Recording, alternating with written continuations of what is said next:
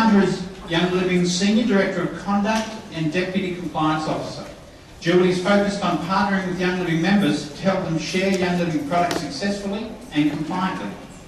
Julie has been working in compliance-related fields for over 20 years and has found that partnering with members and management of companies is the best avenue for achieving compliance with government and regulatory authorities globally.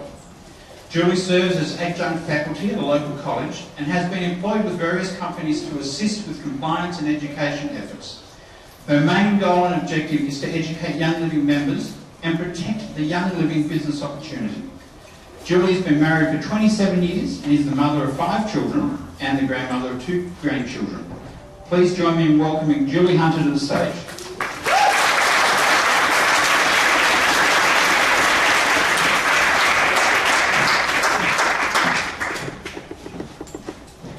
Thank you. I want to first say thank you for your warm greetings and your hospitality and the kindness that has been shown to me. Just introducing yourselves when we started entering this room. I know that compliance, people hear compliance, and I know you guys are so excited because compliance is the first thing that comes to your mind when you think about doing your business. I'm kidding. But I am here to tell you that I'm here to educate you so that when you're growing your Young Living business, you can do it in a way that you can feel safe and you can feel like you can move forward with your business doing it compliantly. So let's get started. So we're going to talk about compliance made easy. And when I'm done, hopefully you'll understand what I mean by compliance is easy. So, now that you've got your Young Living business or you've had the oils and you've shared them with others and other people want to share them, now you're starting to grow a business. So, when you share your products, we want to make sure that you're sharing your products with integrity.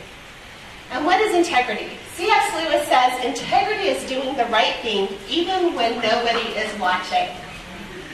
So we want to, I always say Young Living is a company with a heart, and we have a heart. Young Living has a heart.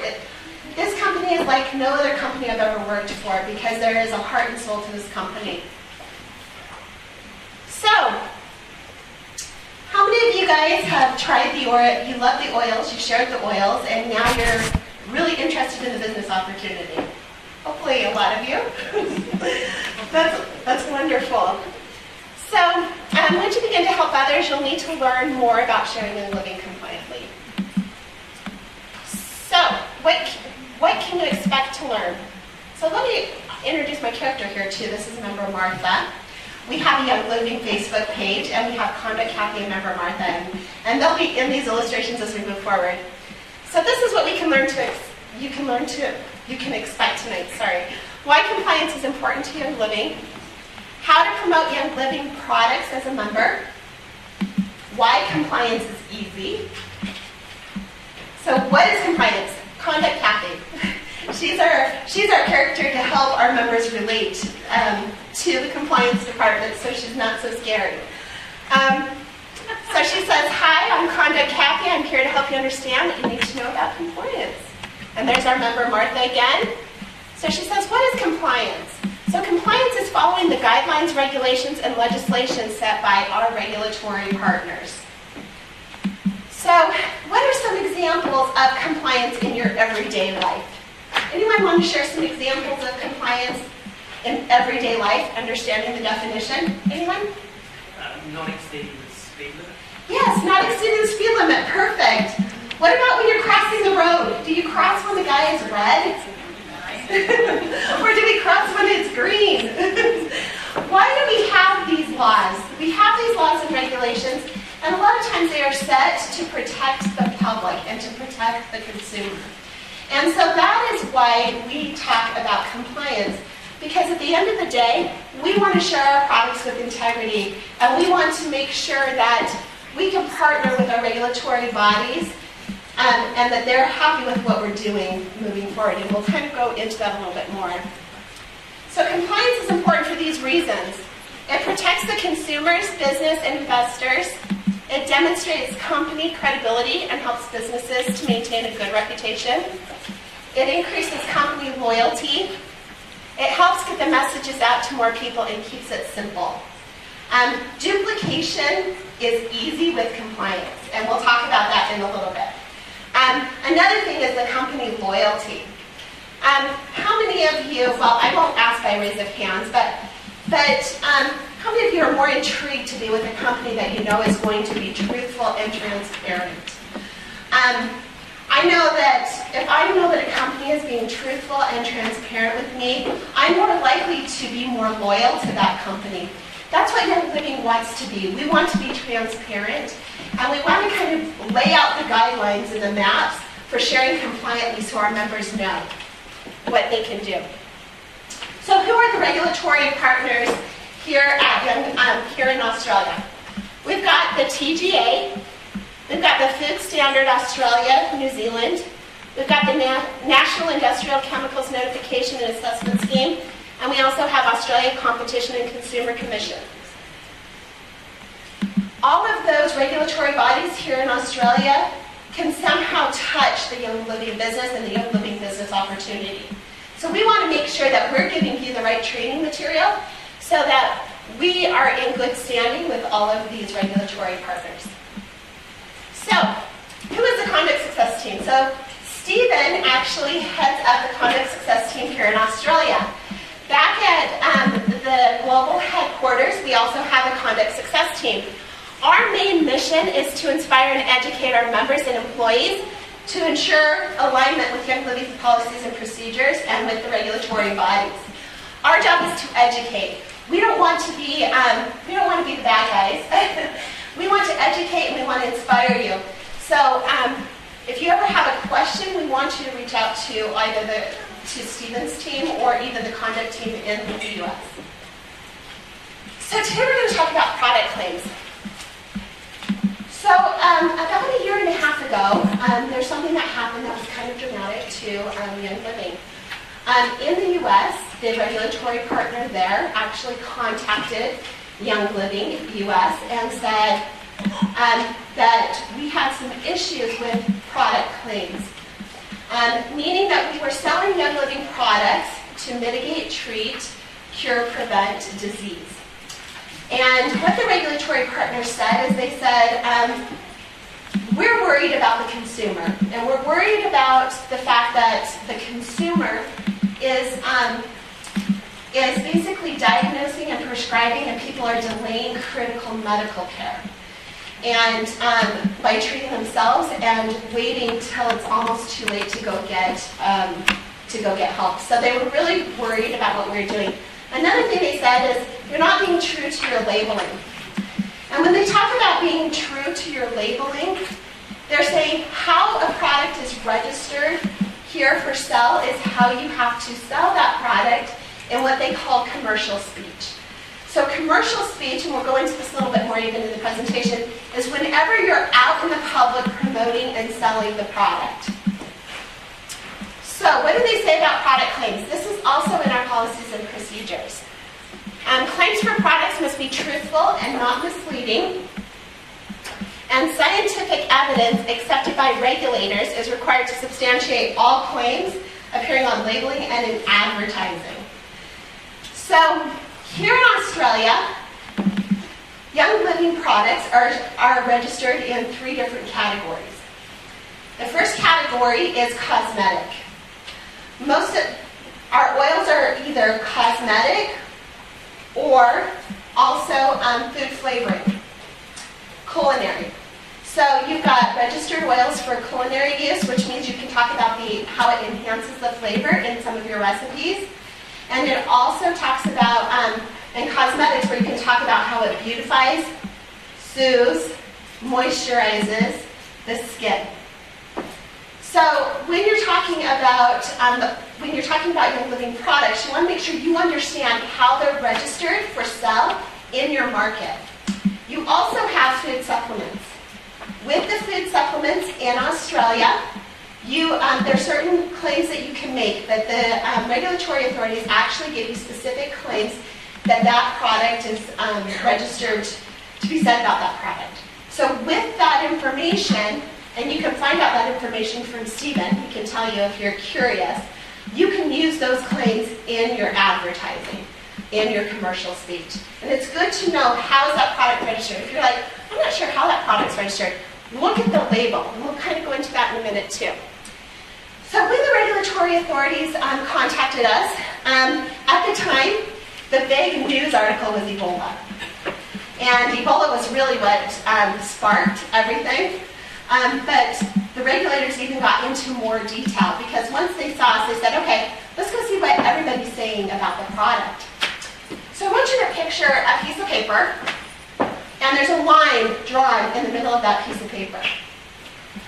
Now below that line, there's cuts, there's bruises, there's scrapes, there's colds, there's coughs, there's abrasions.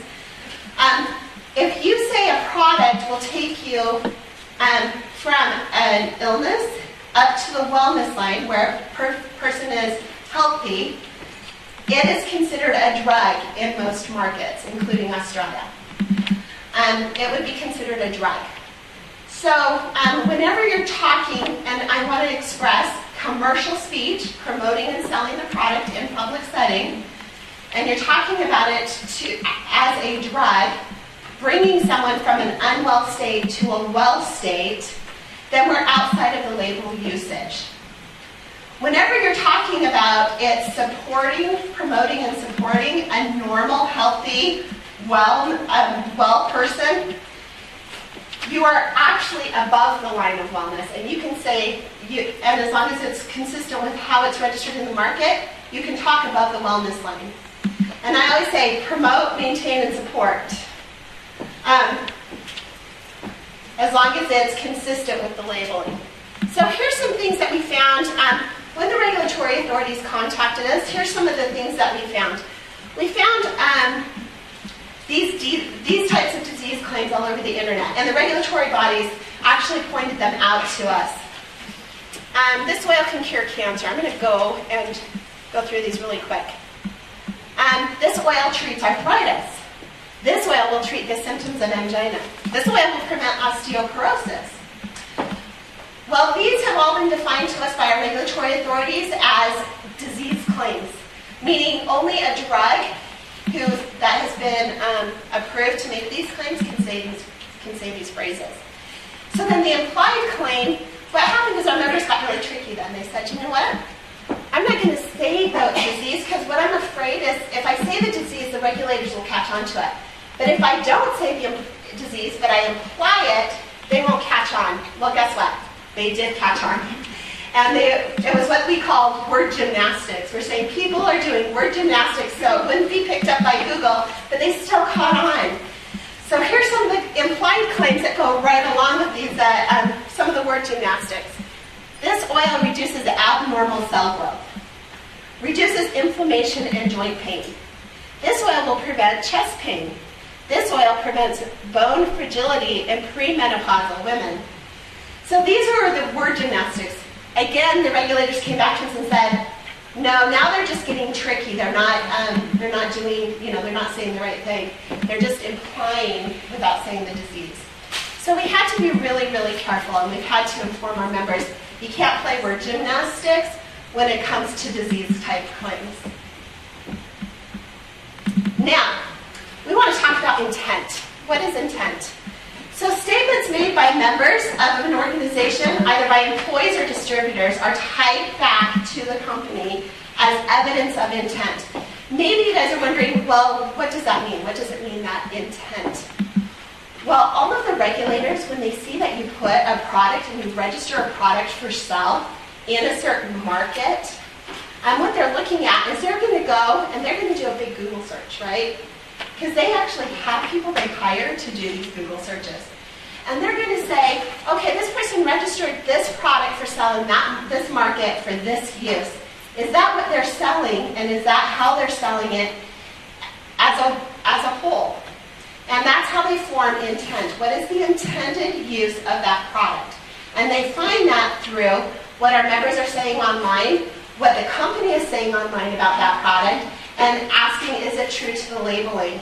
So I say young living intent does matter. So what we like our members to know is If you are using commercial speech, again, that's when you're promoting and selling the product in a public setting, you want to make sure that you're being true to the label.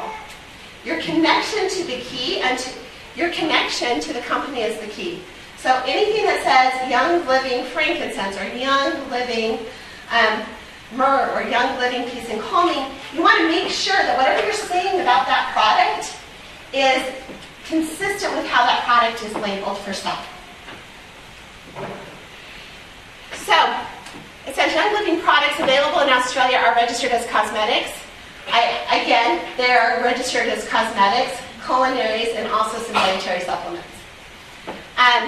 Again, how the product is registered here in Australia will tell you how you can speak and sell Young Living products.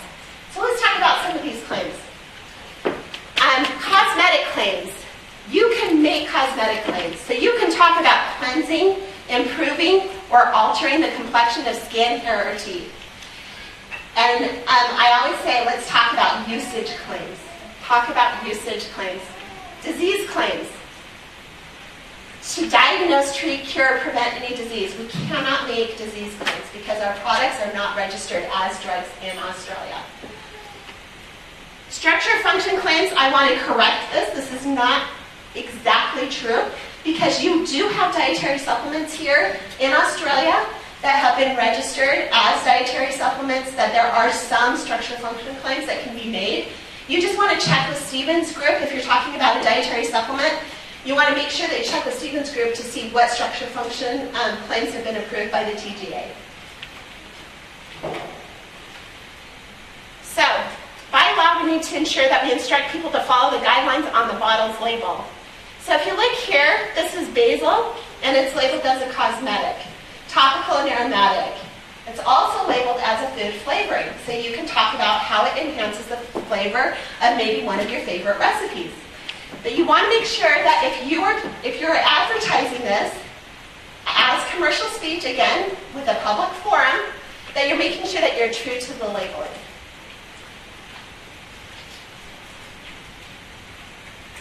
Okay. So how many of you in this room use Young Living products every day in your everyday routines? Me too. Me too. Anyone want to shout out some ways that you use the product in your everyday life? Shampoo? Awesome. Anyone else? Huh? Hairspray? Great. Ice cream. Ice cream? Ice cream. Oh, ice cream. That's interesting. Which one did you put ice cream?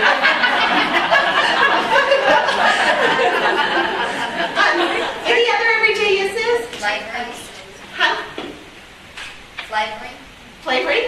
Toothpaste. Toothpaste. Yes, toothpaste. Cleaning. Cleaning. Yes, cleaning. These are great uses. Anybody else? Huh? Drinking. Drinking. Very good. Jake. Shoe train as a white magnet. It works. Love it. All of the things that, yeah. I use it on my feet every day. Yeah. What do you call that?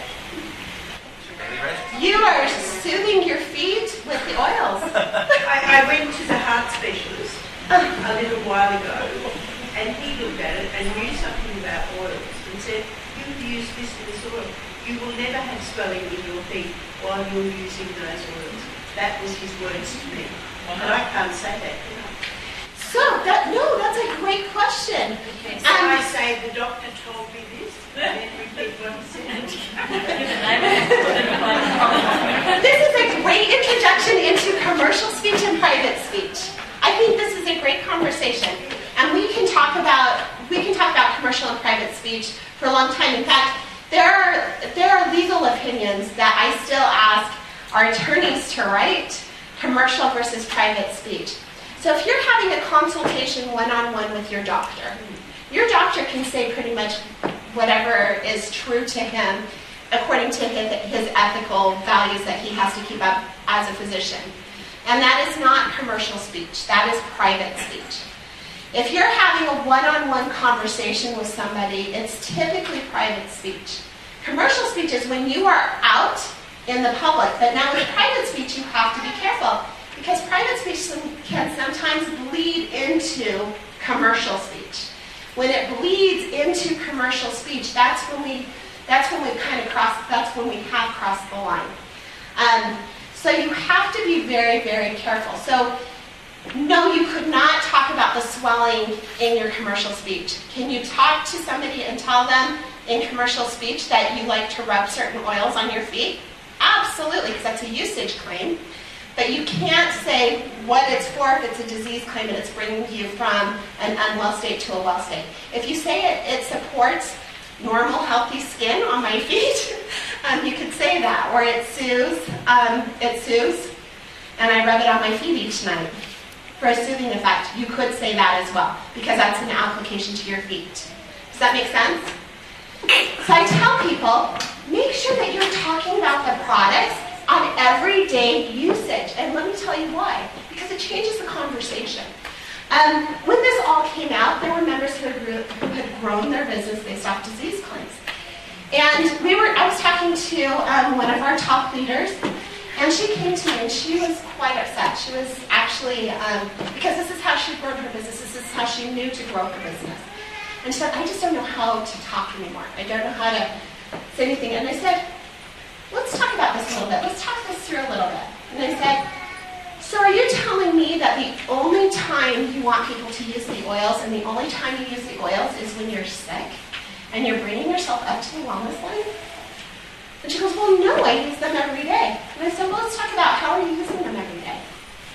And she started telling me all these things that she was doing. She was rubbing them on her dog's ears.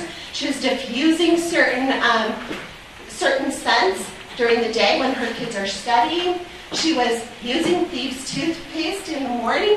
And I said, you need to think about that, because really, people are going to buy more oils if you're using them every day than they are if you're just using them as a medication.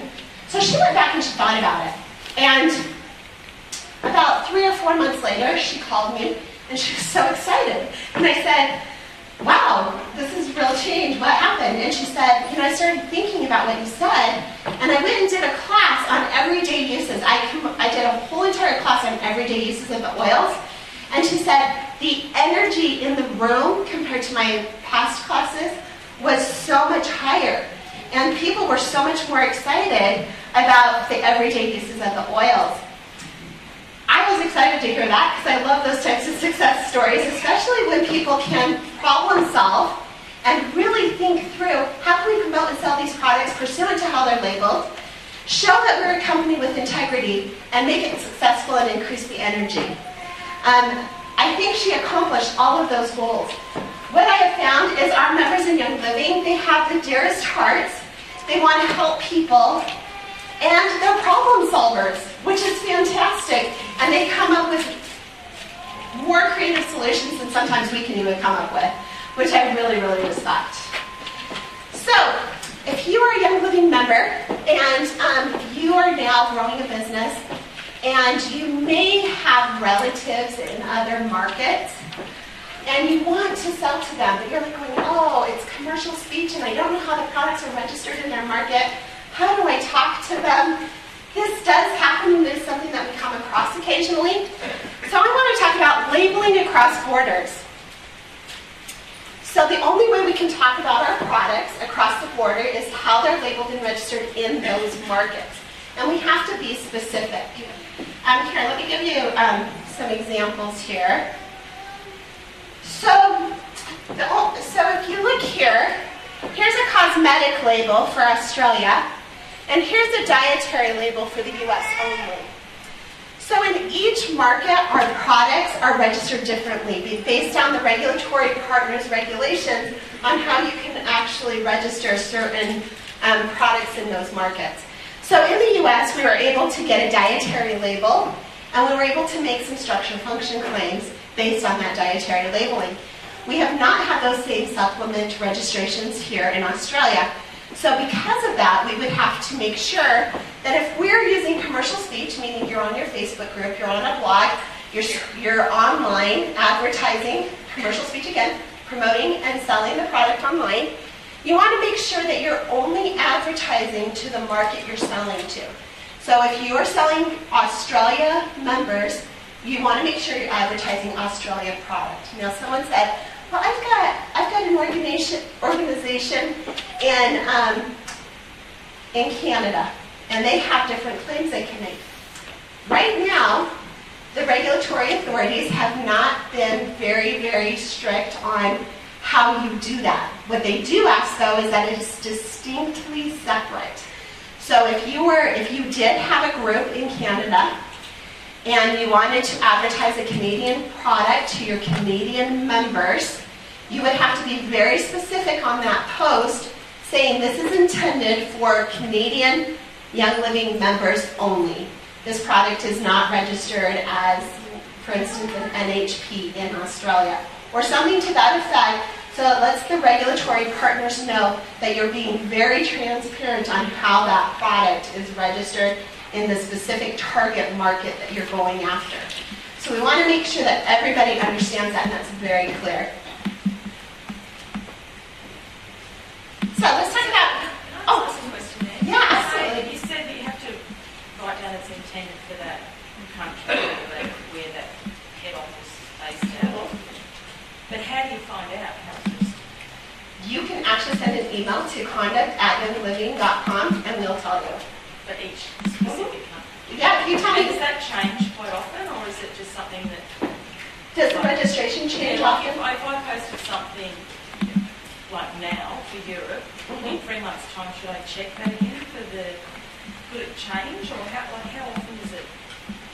The only way, typically how it's registered, it's pretty much set. The only time it changes is if we try to find other avenues to register that product to make more claims. Is it like the colouring oils? Yeah. Right now we are investigating that stuff, and you could check back every 3 or 4 months, and we could tell you. Because there's some colouring oils that we have for classes colouring oils here, but they don't have classes colouring oils there. Very good point. Yes, that's correct. And so you could email us, or you could email Stephen, and we can get that information to you. Absolutely. You are doing an online class, say webinar, and you have people there from Australia and you have people there from the US. Could you, in the same slide on a webinar, have, say for example, I don't know, say an oil that, say slick essence. So here we can't say to ingest it or take it. So can we have it on the same slide? If you're in the US, yes you can. If you're in Australia, no you can't. As long as you make the distinction, you have to make the distinction. Because if you're on that online webinar class and you do not make that distinction, someone could the TJ or someone watching it could say, hey, you're advertising that wrong because that's not how it is in Australia. So you want to make sure that you make the distinction. That's what I want to stress, is make sure you make the distinction. Hey, all you US members, this is what you have in your market. And just make sure that you're very clear what market you're targeting in what you're saying, and that it's very clear. Do both together, like as long as you said, Yes. Australia you can do this, US you can do this. Now that can change because the laws are evolving, and this could change. I have heard word that they're looking at this as far as the cyber laws are concerned, and at some point they may make you separate it. But right now there is no, as far as I'm concerned, and from the opinions I've seen, there has been no distinction. But they said it is clear that you have to make the distinction when you're talking about it if it's commercial speech. What category in the way of commercial or private speech do one-on-one emails or messages fall under? I would say be very careful with that, because those are things that can be snapshotted and can be forwarded very easily and can be interpreted as commercial speech. I'd love to give you a really clear answer on that, but the problem is we get those questions all the time. Is this private, or if I'm having a private group, is this commercial speech? And I have to ask, well, what's the intent? Is the intent to promote and sell the product? If the intent is to promote and sell the product as commercial speech and can easily be someone can take a snapshot of it and submit it to a regulatory body, It probably has crossed the line into commercial speech, and there could be problems with it. Again, there's a lot of legal opinion that still need to be written on this, and I don't want to give any legal advice on private versus commercial, but you need to make sure that you're very careful and you're governing yourself accordingly. Just a question about, say, the new member joins up and they order some books from Life Science from the US, but they're Australian members. Now, and then they may post something saying, oh, I've used this oil this way or something that isn't in line with Australian standards. Where, and that person necessarily isn't building a business, where something like that, what as No, that's a very, very good question. What we tell members, and this is where you kind of have to get your mind, you have to put your mind in this mindset. Members are free to educate themselves with whatever materials they want to educate themselves with. The only time the policies and procedures would be affected through product claims is doing exactly what you said. The minute, if she's a member and she bleeds that education into commercial speech, meaning she wants to promote and sell the product, and she is a member of Young Living, she would probably be getting a call from us saying, hey, can you please take that down? Because that will jeopardize everybody else's business. And part of the one which is going, a closed group of members sharing information of how they've used oils. Where are the guidelines there? I have been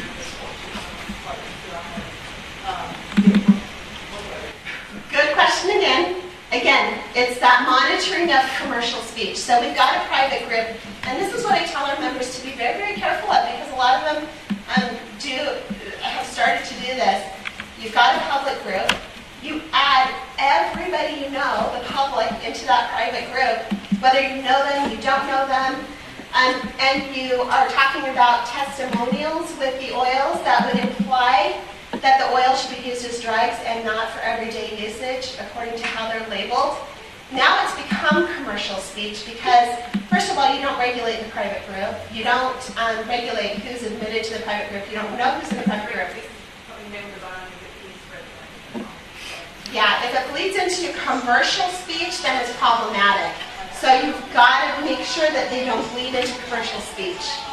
And again, all of these questions we probably could have a debate all night long on really defining the lines, because it's still something that the legal authorities are trying to define themselves. And we have not been able to get really clear answers. But at the end of the day, they're going to look at commercial speech and intent. What is your intent as a whole to sell that product? And does that look like it's a drug? Or are you promoting and selling it according to how it's been registered in that market? Does that help? Okay. So, when we say compliance is easy, E stands for evidence is key. So when I talk about evidence is key, I want you guys to think about scientific evidence approved by regulatory partners is required for all claims. Meaning our regulatory partners have to say that how you registered that product, you have to be true to how that product is registered.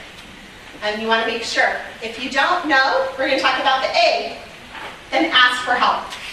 That's what we're here for. We want you to ask for help because we will tell you what it's registered for so you can come up with some creative ways to stick within that labeling. Here's the contact information. If you're not sure, contact Conduct Success directly. And here's the Australian website. It's conduct.au at youngliving.com.au. Everyone get that? I'm going to show it one more time in the presentation as well, where it's a little bit brighter. So we'll show it to you one more time. All right. Again, we are talking about commercial speech. The policies and procedures are basically, and the laws are talking about commercial expression and commercial speech. Is everyone pretty clear on what that is? I know that there's some fuzzy gray areas between commercial and private. You just want to make sure that you're governing your practices, that when you're promoting, selling the product to public, that you're staying true to that labeling. So here's some things to remember about events and commercial speech. So if you are throwing an event, it's a big event, here's some things we want you to remember. And this is because we have members who trip over these rules quite often, so we want to point them out to make sure that you guys stay clear of them.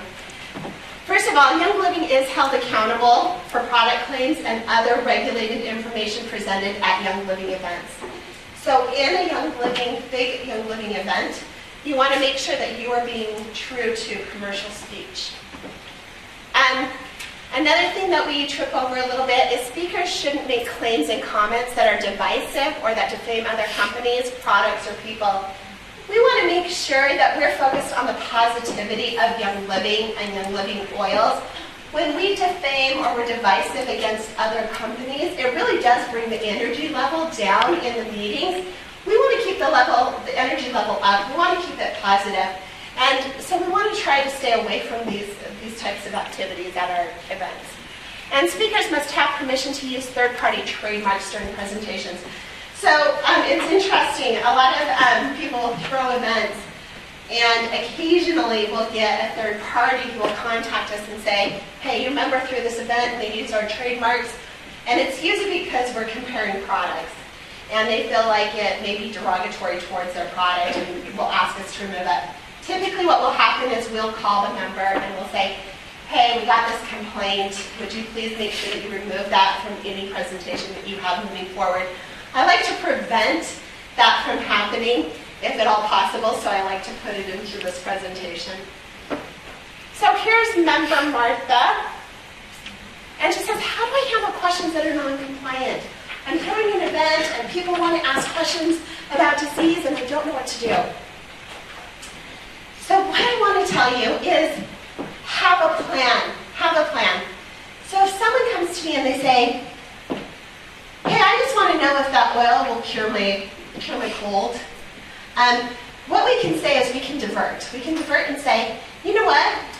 I don't know if an oil will cure a cold because our oils are not labeled as a drug. What it is labeled for is cosmetic use. And let me tell you some great everyday uses for this oil. And you can talk about the everyday uses, so quickly divert it and put it into an everyday usage claim and speak with confidence. Have a plan. Sometimes just speaking with confidence is having a plan in your head. Then you're comforted to know that, hey, I can speak with confidence. I can tell them how that product's registered, and I can go into an everyday usage of that product without ever going to the disease or the drug claim. Is that where we can use promoted campaigns for? Uh-huh. Right. So the S is speak with confidence. Have a plan and know how to react with confidence.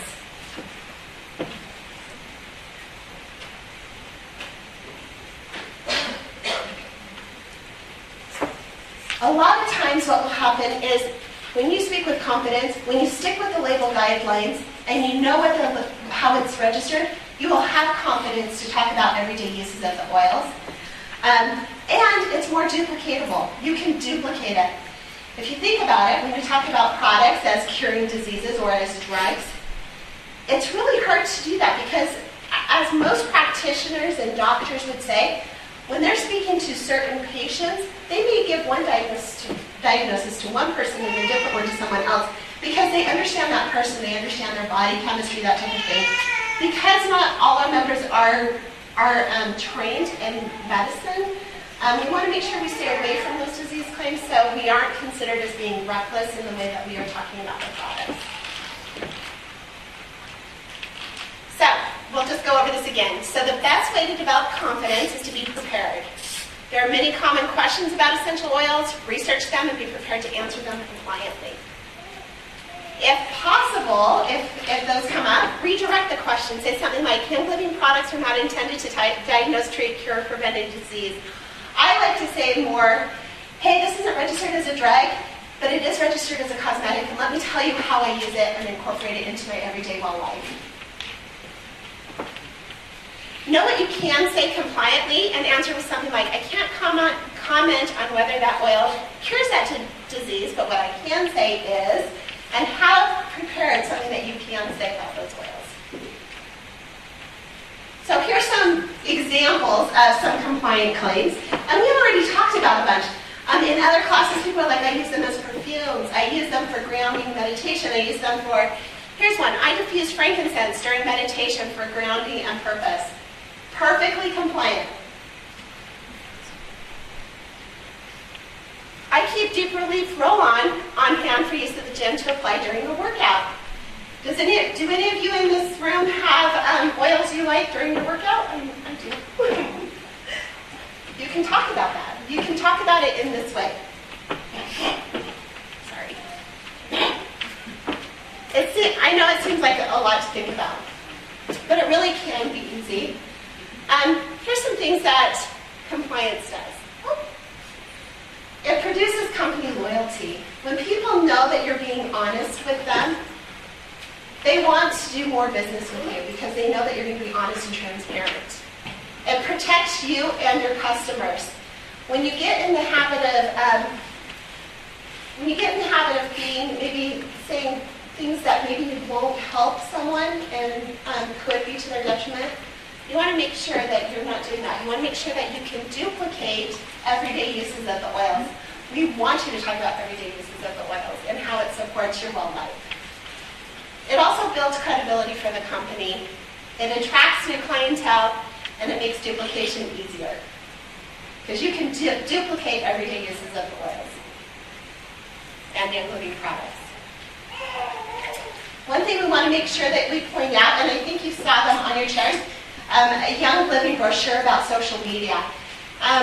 One thing that I found out through our monitoring efforts online is that what you're saying in social media comes to the intent of what the regulatory authorities are seeing. So your connection to Young Living is key, and you want to make sure that you look through all your social media sites.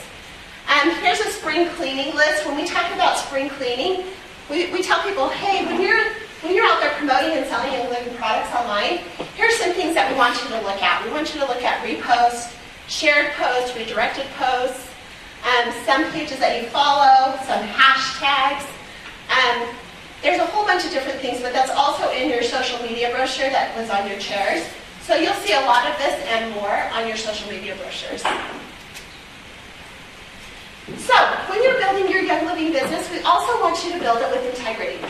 The policies and procedures kind of set forth some things that you can and can't do, and there's some things that some members trip over. Again, we don't call people and say, oh, you are so bad, you just did this. We actually contact you and we say, hey, let me show you what we saw, let me tell you about the policies and procedures, and let me show you how to do this right. That's typically the call that you'll get. But when enrolling, here's some things to just consider. When enrolling a new member, educate them about the member agreement before they agree to it. Just let them know that there's a policies and procedures that they're signing up for, just so that they're aware.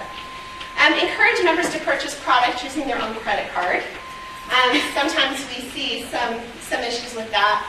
Avoid providing financial assistance to members to increase commissions or bonus earnings. So if it looks like you're manipulating the compensation plan, you may get a call from us saying, hey, we need to understand your business plan and your business model and how you're operating your business. Once we understand it, we can say, it's not really manipulation, or let me tell you a different way to do this so it doesn't look, really flagrant. And then we want to make sure that the members have their own information on their account, including their name, phone number, mailing address, email, and credit card information. This way, too, it's easier for us to get a hold of them if something goes wrong with their account. Sometimes I have members who will call me and they'll say, I didn't know that certain things were happening on my account, and we're contacting the upline because they didn't put in their individual information, and it actually saves me a lot of work. Okay, we were talking about cross borders. I want to talk a little bit for not for resale. Does everyone in the room understand what not for resale is? Let me explain it to those who don't understand. So not for resale is, let's say that there's a product offered in the US, or there's a product offered in Singapore, but it's not offered here in Australia. And you want to order that product. You order that product, then it has to be for personal use. You can't take a US product, let's say you order 10 cinnamon bark from the US.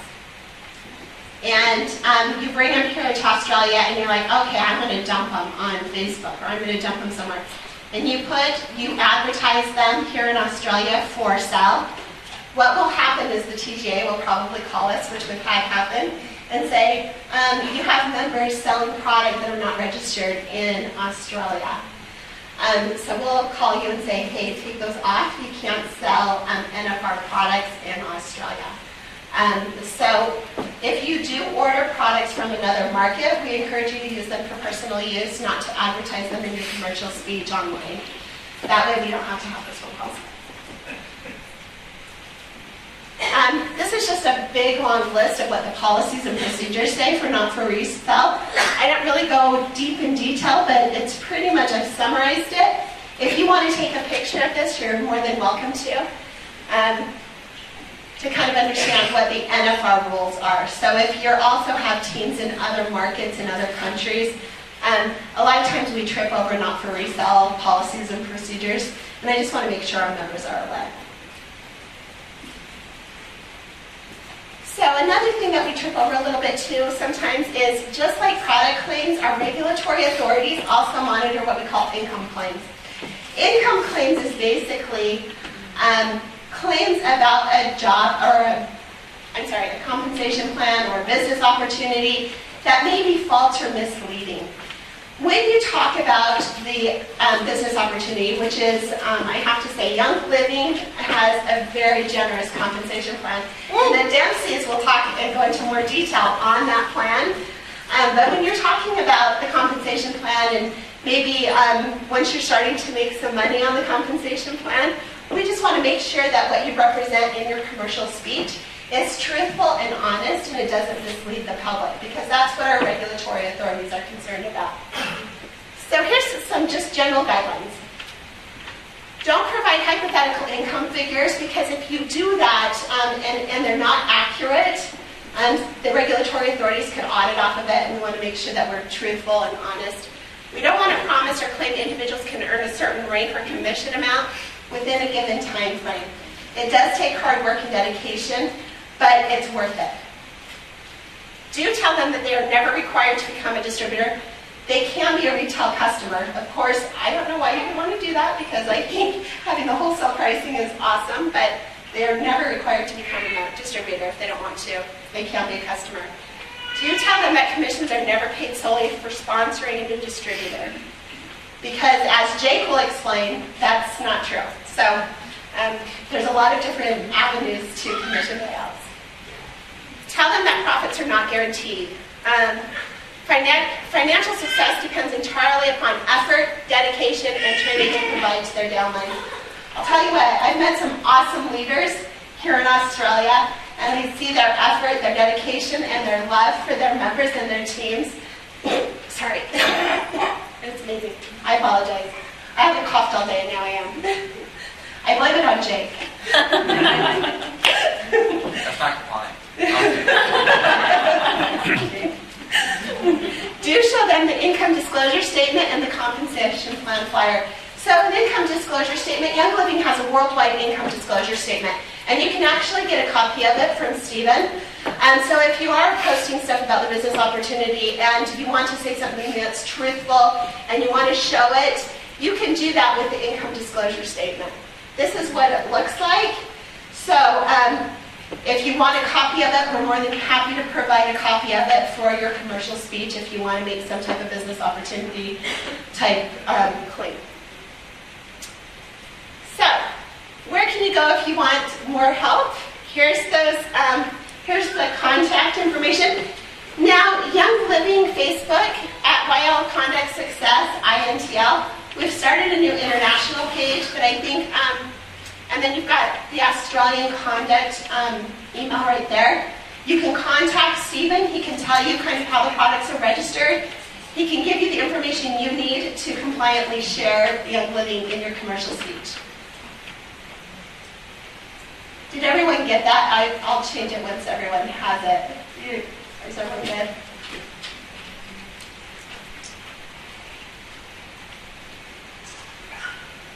Another thing you can do is ask your sponsor. We want our leaders, our team leaders, to have as much information as possible that they can share with you. So you can even ask your sponsor, and your sponsor will probably come to us and ask us too. But we want our leaders to know too. So you may be able to ask your sponsor, they may have already have this information. So now that you've heard this whole presentation, hopefully none of you are too heavy and are saying, what if I did something that's not compliant? And it's okay. Take a deep breath. We want you just to clean it up if you can. It's go out on your websites and just do a little bit of house cleaning. But don't worry, we understand it happens. We want to help you. We're here to help you and educate you. If a complaint is filed, you'll be contacted by Stephen and someone from this group, and they'll probably talk you through it and say, instead of saying this, say this, or replace this graphic with something else, and hopefully we'll be able to give you something to replace it with. Do understand though, we do have to take these issues very seriously. The reason we have to take them very seriously is because we want to stay in good standing with our regulatory partners. If we don't take them seriously, we could be in the same situation we were in a year and a half ago, and we want to stay away from that if at all possible. Not only that, but we want to protect the Young Living business opportunity. We want to protect your guys' businesses, and that, at the end of the day, is what drives me, is to protect your businesses. So, here it is. Compliance is easy. How many of you guys think compliance is easy now? Oh, come on. If not, I'll have to keep convincing you. Remember, evidence is key. Just stick to the labeling. How is it labeled for or registered for sale in your market? Ask for help if you don't know. We're more than happy to help you. We want to be a resource. We want to help you because we want you to grow your business. Speak with confidence. When you're talking to members, make sure that you have a plan. Have a plan on how to speak with confidence in your everyday usage of the oils. And at the end of the day, you are accountable. We will have to call you and ask you to basically give you a call for action to help us with compliance and with conduct success. Because we changed our name from Conduct and Education to Conduct Success because we wanted our main focus to be on your success and doing it compliantly. So, when you can, stay informed on, compliance issues, but don't forget we are here to help you. So, the policies and procedures are actually found on your virtual office. If you haven't taken a look at them, we encourage you to take a look at them. And I hope that this information was helpful for you tonight. I appreciate that you came here to listen. And now is for the fun stuff. So thank you. I appreciate it.